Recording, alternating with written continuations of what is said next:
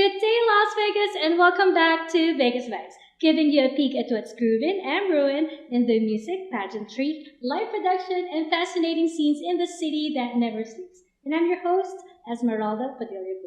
I would like to thank the avid viewers of Vegas Vibes on Vegas Live TV, ACTV, WCE TV, and VegNetworks.tv, especially those watching on my favorite devices, Roku, Kodi, Amazon Fire TV, Samsung, and LG Smart TVs, the recently added Pizzazz.tv, and of course, in my very own website, VegasVibes.us.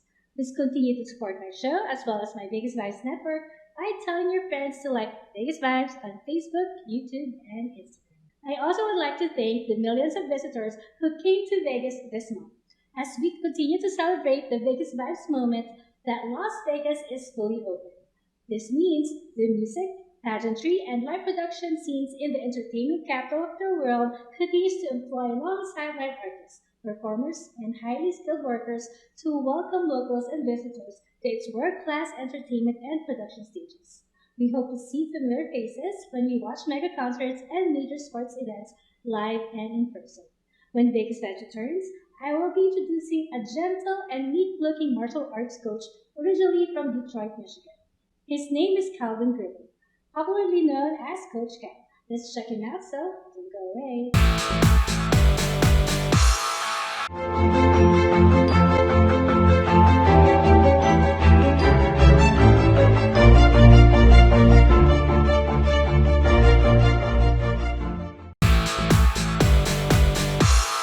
Welcome back. Las Vegas remains to host the best and the biggest resorts in the globe, and some of the best entertainers in the world live right here in this great city. It's bursting into scenes with creative juices, and those mega live productions can forever be part of the show. So start planning your trips to Vegas. And when you see a particular show or live event announced, book it without delay as tickets will come and go super fast.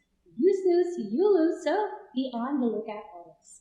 In a few moments, I will be joined by Coach Cal, a sport karate and kickboxing world champion. His robot training center based in Las Vegas is known to raise champions. My interview of Calvin Gribble coming up next, so please stand remote until Vegas Vibes returns.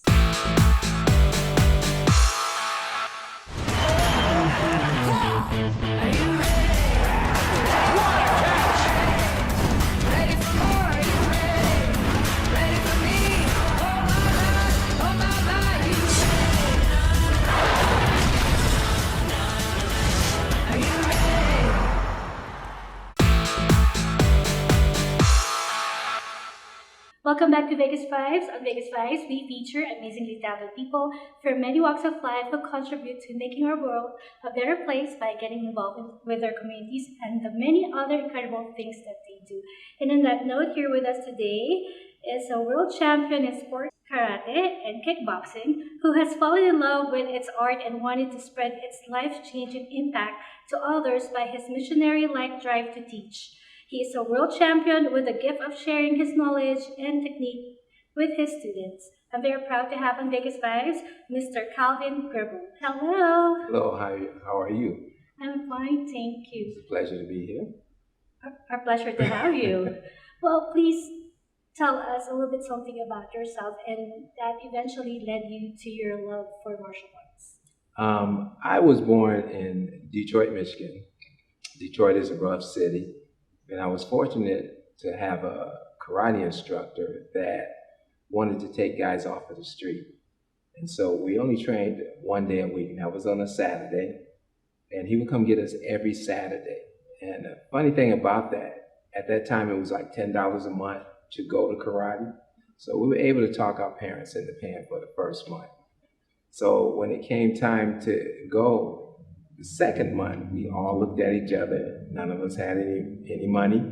And so we went anyway. So, well, we were 12 years old at that time. And the next thing I knew, we were 18 years old. And he never asked us for any tuition ever again. As a matter of fact, my instructor used to come and pick us up and bring us. We used to walk like 5 miles to get to the karate. The good thing about that is that usually on Friday nights, when all of our peers were getting into trouble, trying to figure out things to do for Friday night and then Saturday and Saturday night. We were going to sleep. We wanted to go to sleep because we knew that Saturday was going to be a long, rough day. I think we started training at 10, and sometimes we would get done at 6 p.m. Oh, wow. And it was, we didn't realize how long the time was, but we were learning, and it was so much fun. And our instructor spent so much time with us. And keep in mind, we only went one day a week. So when we weren't there on Saturday, on our own, we were practicing everything he told us to do. Well, sounds like he was a very dedicated man. He is, and he is still in my life today. Now, here we are, 60. I just celebrated my 50th year anniversary in martial arts. So here we are, 50 years later, and I still communicate and talk to my instructor. 50 plus 12 plus 8. No. That's right. I'm 62 years old. Wow. Oh, man. That's amazing. Well, what eventually led you to having your own school? I was blessed in a sense where my instructor, like I said, spent a lot of time with me. When I was 16 years old, I was teaching I was a student at the Detroit Police Department, and Lieutenant Ken Johnson was my instructor. Were you a policeman? No, I wasn't, but my father was in Detroit. So Ken, the instructor, he was unable to teach. So he said, I need you to teach the class till I get back. And so that lasted for a year. So I ended up teaching the Detroit Police Department at the age of 16. I also got my black belt soon afterwards. So I got my black belt when I was 16 years old. When I got my black belt, I competed. My instructor, who I told you about earlier, he used to take us all over the United States. So we used to fight every weekend. So we didn't have time to run the streets. Another thing, he made sure that our grades were good, because if our grades weren't up to par, we couldn't travel. We stayed home, or he would take us, but we would have to spectate. Yes. And that made us mad. You know, I've driven all the way here and I can't compete because I got a seat, and he didn't accept nothing less than a seat. Okay, so that was instilled in us early to be the best. And see, it kind of coincides with martial arts. Martial arts develops self-discipline, self-confidence, self-determination, and that we apply to everything we do in life. Even when I apply for a job, I want to be the best. Something we were taught is no matter if you were a shoe shine boy or you were the president of a corporation, you give it your best. You give whatever you do 100%. And see, martial arts is the same way. Because if you want to be the best at no matter what level, because we do have belt levels. You'll start with a white belt, yellow belt, orange belt, green belt, red belt, and then you get your black belt in my style. And so each belt has a certain requirement. Now, to get to the next belt, you want to be the best that you are where you currently are. Okay, and so that we carry into, like I said, everything we do in life. What do you think is the most important thing about knowing how to do karate or martial arts? Well, a lot of people think it's self-defense, but it's not, because you have guys that don't have that self-discipline, that self-confidence, and they'll learn martial arts and become bullies. Okay, and so that, that's the wrong way of entering. That's the wrong reason to enter any type of martial arts. I don't care if it's boxing, jiu-jitsu, or karate. Most parents, when they put their children in martial arts, it's for the self-discipline. Okay, because self-discipline is, to me, the most important thing in the world. Because self-discipline teaches you to be a leader. We have this saying that out of every 10,000 people, there's only one leader, and everyone else are followers. And I put a question to the test to a lot of children that I've trained, and it's up in the thousands of students that I have. If you say to yourself at a young age, I'm not going to never smoke cigarettes, I'm not going to drink, I'm not going to do any of that stuff, and then you find yourself as a teenager and you're hanging with a crowd and someone pulls out a cigarette and You spent years saying you would never do it, but now you find yourself being influenced. Smoking, well, you're not a leader. You're a follower. You just let someone lead you in the wrong direction. And see, what I like about the martial arts is that not only through the belts, but through the competition, we're taught to win. We want to win. There's a first, second, third place. If there's 100 people in your division, they only give out awards to the first, second, and third. Everyone else is like, well, you know. So you always want to train and enter the competition. And when you make the top three, you feel good. But when you become number one, you feel awesome. Okay, and that is to me, is a major step in being a leader. You know, because to get to the point where you're achieving first place, you put a lot of time in. You know, you put a lot of effort, and that takes a lot of discipline. And the first person you want to learn how to lead is yourself. You know, if you can lead yourself in a right direction, then people follow you. And that's what I think that I do. I personally, I don't smoke, I don't drink, I don't get high. The temptation has always been there because of peer pressure, but then that's when that discipline kicks in, that leadership comes in, and then you can always hear the threats of your instructor saying, if I ever catch you, you know, or then you can hear the other side of your instructor telling you to be the best that you can be, and then you don't end up doing that stuff. And then I've lost so many people, coming from a city like Detroit, I've lost so many people to gang violence, drugs, this crazy lifestyle, you know. But then I feel like I'm a better influence to people when they watch how I walk. They watch my walk, you know. You lead by example. I lead by example. And my ingredients to what makes me is my Christianity. I firmly believe in God, you know.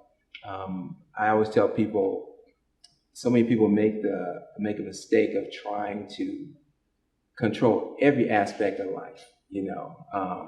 And then people cry about faith, but when something goes wrong, they panic, you know. And I sometimes will look at them and say, man, you believed in faith. You were always yelled about having faith and all that. What are you panicking for? What are you worried about?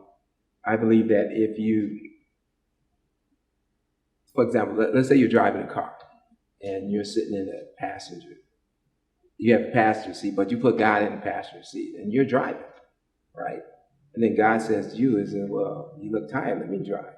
You say, I got this, you know? And so you're driving and you're trying to take control, you know? Next thing you know, you fall asleep at the wheel, you run into something. See, life is like that. I believe that when God asks you to let him drive and put you in the passenger seat, you need to learn to sit in that seat, relax, and have faith in the direction that God is going to take you.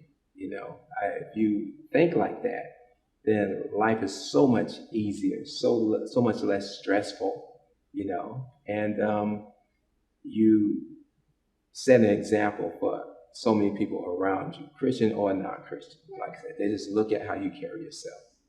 Have you always had this strong faith in God? When did you get to know God? Yes, I've had a rough childhood. I was raised by a very abusive mother. My father walked out on me when I was 2 years old. Thank God, when I got 50, we developed a relationship again, but that whole time, he was not there. So I was the oldest.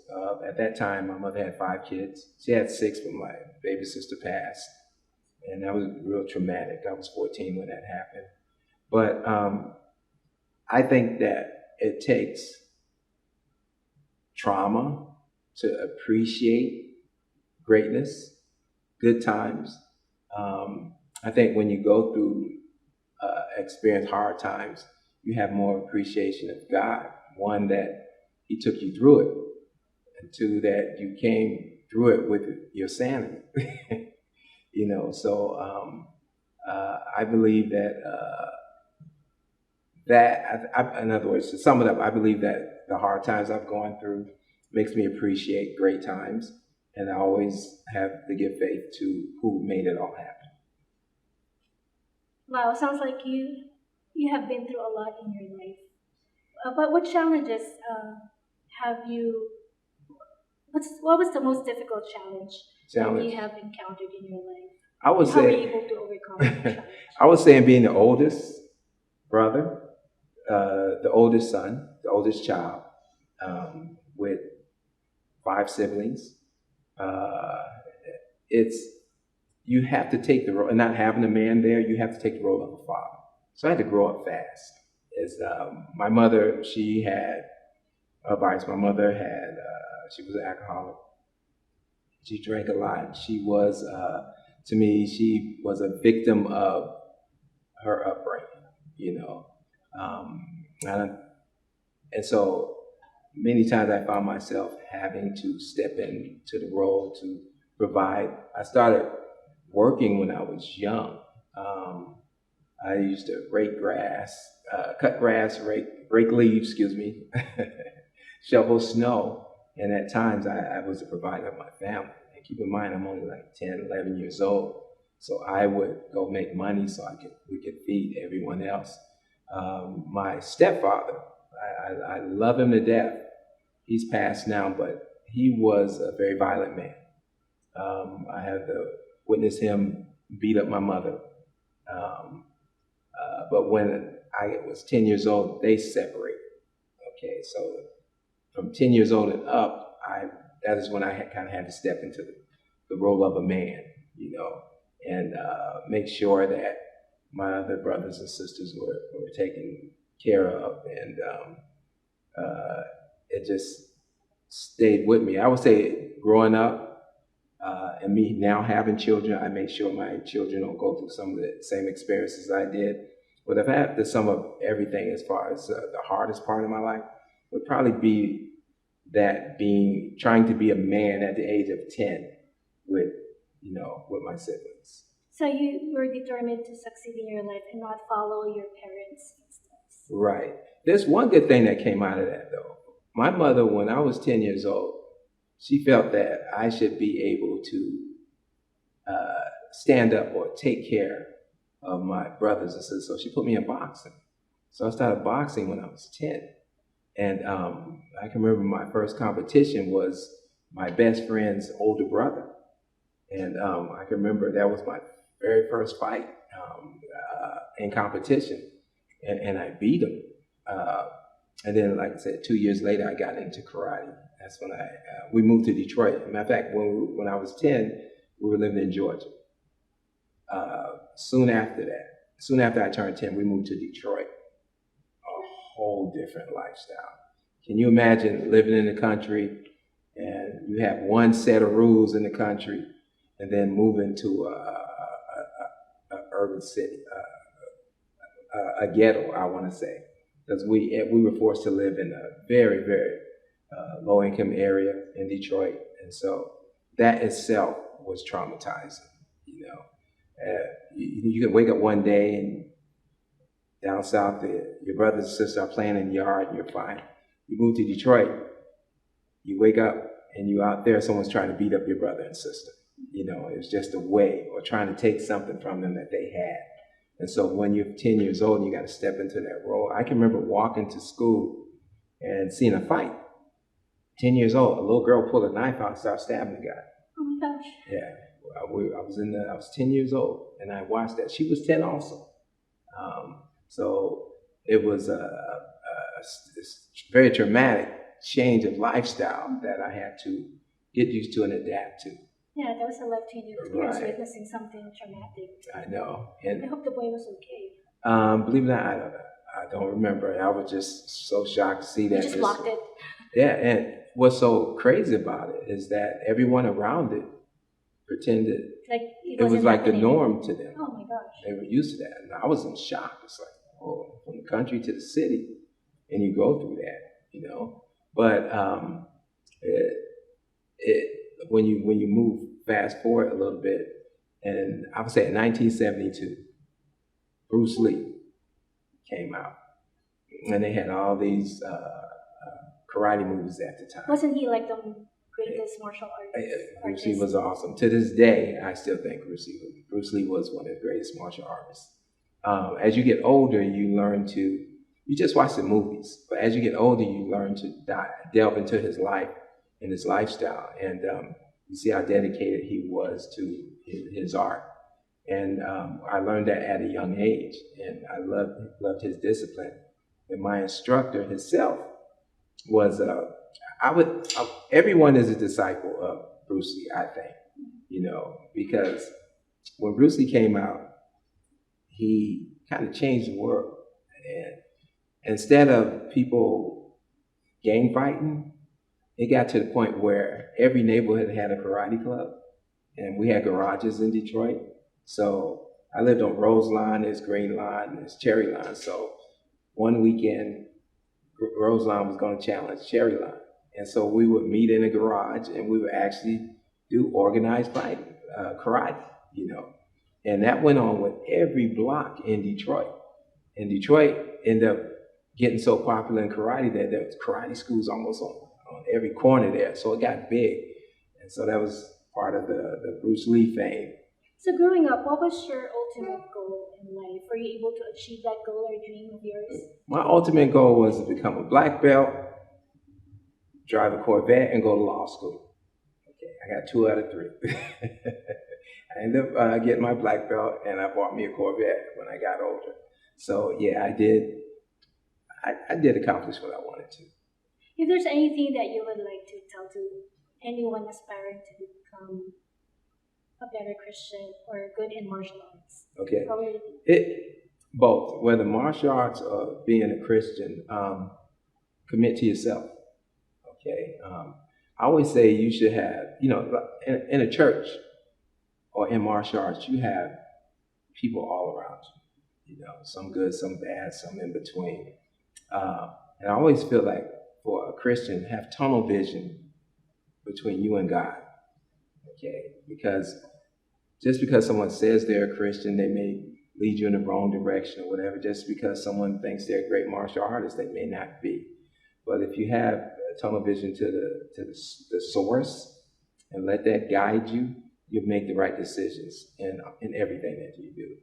I had God. For my Christianity, I had my karate instructor. For my martial arts. Please invite everyone. Where can people find you and your school? I am now coaching at Ruco's International Training Center. Oh, okay.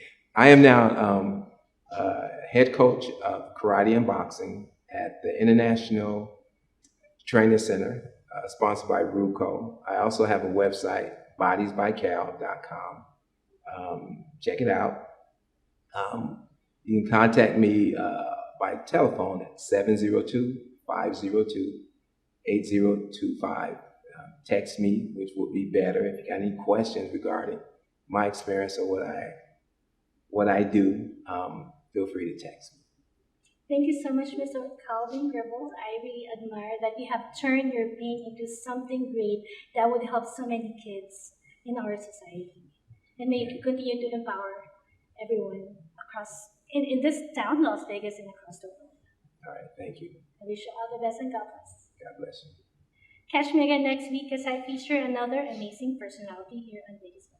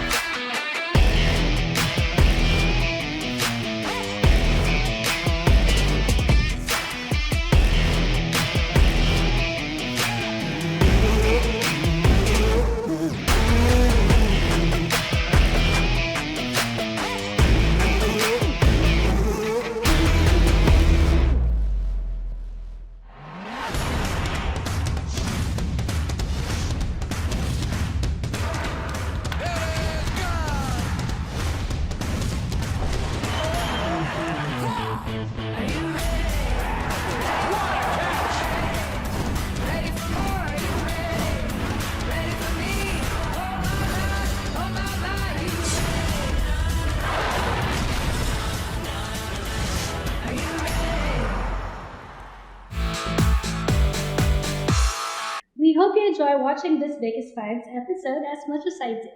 Promise to join me again next week on the same fabulous Vegas Vibe channel. And to all the global viewers out there, let me remind you that Las Vegas is not just about the world-renowned strip or the famous Fremont Street experience in the vibrant downtown district. It has real people, a lot of them musicians, live entertainers, and those involved in the world of pageantry. And to the people here in the Valley who work hard each day to make Las Vegas a good event. I would like to feature you and your cool story right here on Vegas Vibes, either in the studios or online via Zoom. If you believe that's you, please email me now at vegasvibes1@gmail.com. Before I go, I would like to thank my wardrobe sponsor, Anne Fontaine, located at the Forum Shops of Caesars Palace. Anne Fontaine is now open for business as well. You may call Ms. Anna Billings at 702-733-6205 to make an appointment. And now for my favorite segment, the Vegas Vibes Box.